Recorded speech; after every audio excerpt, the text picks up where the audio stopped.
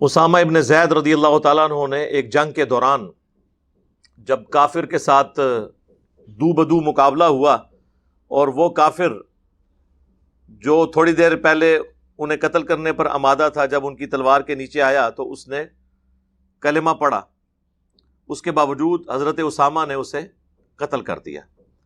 لیکن انہیں بعد میں اس بات کا غم تھا کہ یہ مجھ سے مسئلہ مس ہینڈل ہوا ہے. کچھ دنوں کے بعد خود ہی اللہ کے محبوب صلی اللہ علیہ وآلہ وسلم کو انہوں نے عرض کی کہ اس طریقے سے جنگ کے دوران ایسا معاملہ ہوا. تو اللہ کے محبوب صلی اللہ علیہ وآلہ وسلم نے فرمایا کہ اے اسامہ، جب اس نے کلمہ پڑھ لیا تھا تو تم نے اسے کیوں قتل کیا؟ تو انہوں نے عرض کی کہ اے اللہ کے محبوب صلی اللہ علیہ وآلہ وسلم، اس نے ڈر کر کلمہ پڑھا تھا، اور میں بھی ان کی اسیسمنٹ درست ہی ہو، لیکن اللہ کے محبوب صلی اللہ علیہ وآلہ وسلم سخت جلال میں آئے. آپ نے فرمایا اسامہ، کیا تو نے اس کا دل چیر لیا تھا کہ اس نے ڈر کے کلمہ پڑھا ہے؟ اسامہ تو کیا کرے گا جب قیامت کے دن وہ شخص کلمہ پڑھتا ہوا اللہ کے حضور تیرے خلاف مقدمہ قائم کر دے گا؟ اور حضرت اسامہ کہتے ہیں نبی علیہ السلام اس جملے کو رپیٹ کرتے رہے، اسامہ تو کیا کرے گا، اسامہ تو کیا کرے گا، اسامہ تو کیا کرے گا،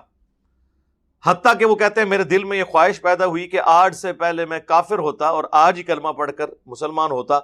کم از کم میرے نامہ اعمال سے یہ گناہ دھل جاتا. اس کی تفصیل میں جانے سے پہلے ایک میں مدنی پھول عرض کروں کہ اگر حضرت اسامہ ابن زید رضی اللہ تعالیٰ عنہ کسی کا دل چیر کر یہ نہیں دیکھ سکتے کہ اس کے دل کے اندر کیا ہے، تو بابے تے شاہی کوئی نہیں، لے جاؤ اپنے بابے، دب دیتے نے. میں ہونا تو چاہیے تھا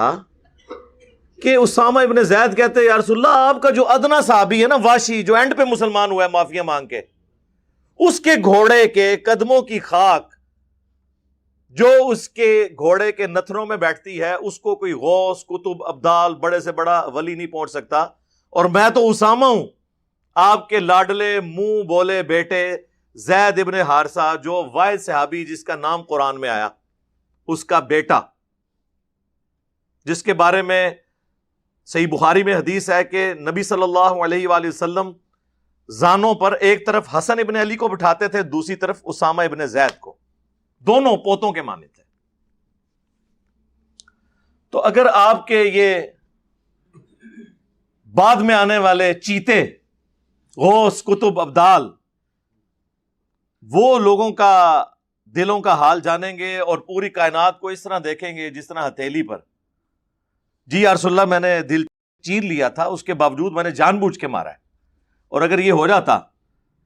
تو حضرت اسامہ سے پھر قصاص لیا جاتا. لیکن اس زمانے میں یہ عقیدے ہوتے ہی نہیں تھے، یہ سب بعد کے لوگوں نے ڈھکوسلے بنائے ہیں.